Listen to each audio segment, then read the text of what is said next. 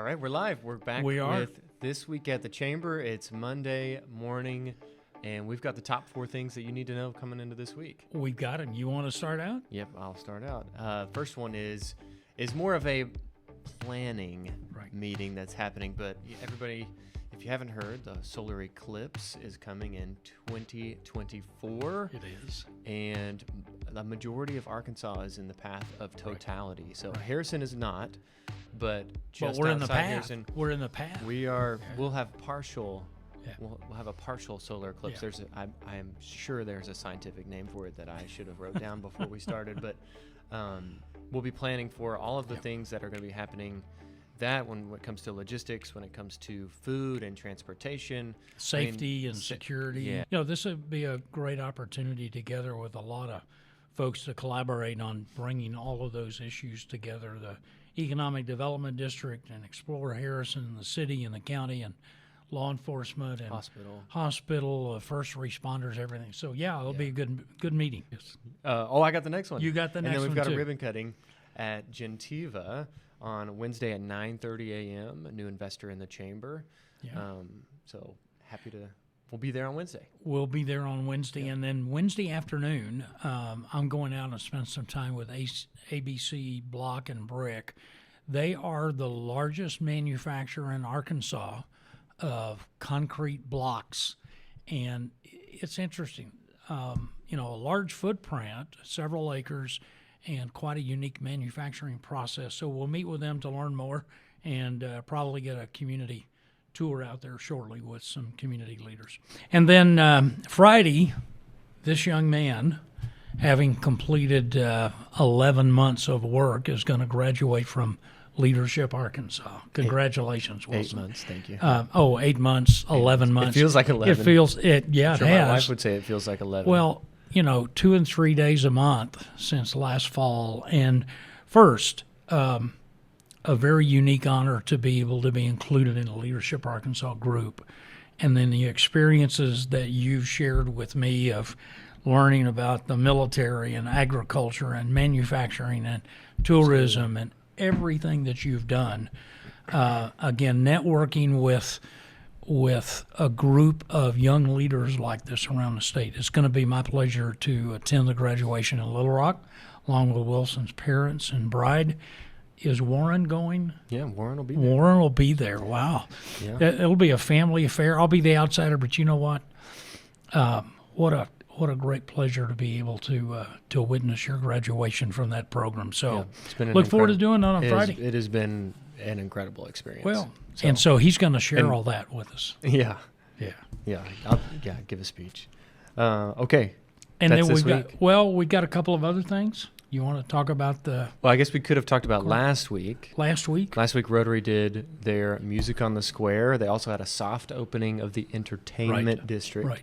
And so you could have gotten food or beverage from 2 of the places downtown, Hotel Seville and the Lyric Theater. Yep.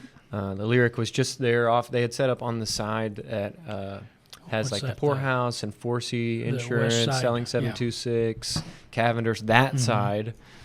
Tell me whatever that is on the compass. That's where they put the trailer and had Kickin' Country they were playing. Had a great crowd. 2.5 food trucks, the half food truck being the snow cone food truck, if you count that. But it was really good. And then this Friday, Saturday, and Sunday, we've got Crawdad Days Festival. Out at the Northwest Arkansas District Fairgrounds, Friday, Saturday, and Sunday. Carnival, shows, vendors, lots of games for kids and things. So enjoy Crawdad Days. Yep, it's part of Harrison. Part of Harrison, and of course we ran it for a long time. Our organization did. Yeah, and now the Northwest Arkansas District Fair runs it, and so we're happy to do a little promo for that this week. I think you'll see some throwback photos this week. Oh gosh, yes. And I was driving in this morning. Last thing I'll say, there's the Greetings from Harrison mural that's going up across from the Explore Harrison building, and the eye is a crawdad. Oh, eye's a crawdad. So it's hot air balloons, and it's Brandon Burlsworth, and it's some of the ducks from the lake, and part of the river, and there's crawdads. So. Well, that's great. Yeah, so that's happening this weekend. Enjoy that this weekend, and again, another busy week. Yep. And we've got a guest today. Emilee Tucker came in studio a few weeks ago and was talking about some of her travels across all of the different schools. Emilee Tucker is the OUR Co-op's CTE Coordinator, Career and Technical Education Coordinator. And so she spent most of this semester visiting the 16 school districts in our region, taking some virtual reality around and working with all of their CTE programs. Yeah, brilliant young lady, and you're going to enjoy talking with her today. Yep, here she is. That'll be phenomenal. I know we have several schools that it's actually embedded in their curriculum where they have to have people come and speak on different subjects. That's part of the career development class. That's part of their curriculum. Work-based learning, part of their curriculum.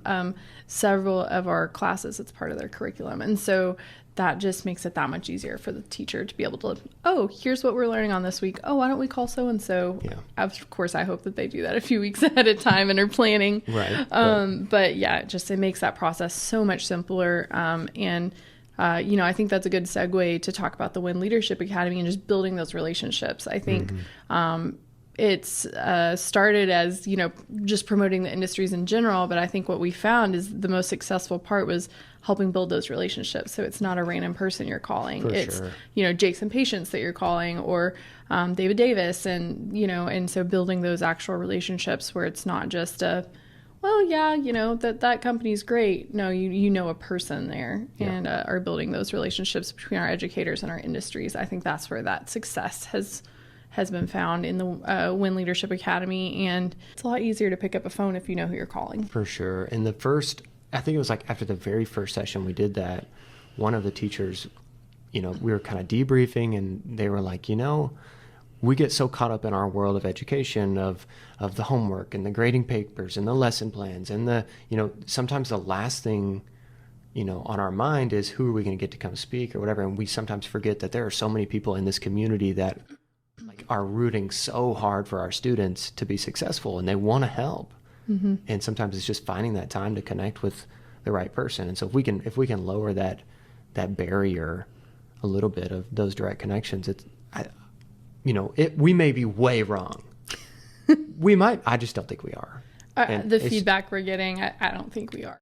Part about that for our industries is the state is collecting data from that virtual reality. Okay. So we should be able to know which of our industries, out of the ones that the students are getting to experience, which ones are a high interest area. So maybe we can start doing some targeted marketing. I'm trying to get it narrowed down. Right now they don't have statistics. I could tell you co-op wide what the biggest interest is, but I'm trying to get them to narrow it down to a date range so that I could tell our manufacturers which schools have high interests in their career area. So the students get on the virtual reality and they pick one of the simulations? They might even do all of them, depending on how long their teacher has the virtual reality headset. But it's not pre-picked for them, right? So that's where you can assess the data of... No, at the end of the experience, it will ask the student, are you interested in this? So we can know which ones they initially experienced, which may or may not tell you interest level, depending on how long that teacher lets that student interact with the virtual reality. But at the end of it, it will ask something to the effect of, are you interested in this career, or do you want to pursue this career? Something like that. And so that's some really good data. Yeah, we're getting actionable data. That turns into actionable, and not just this theory of what are they maybe interested in.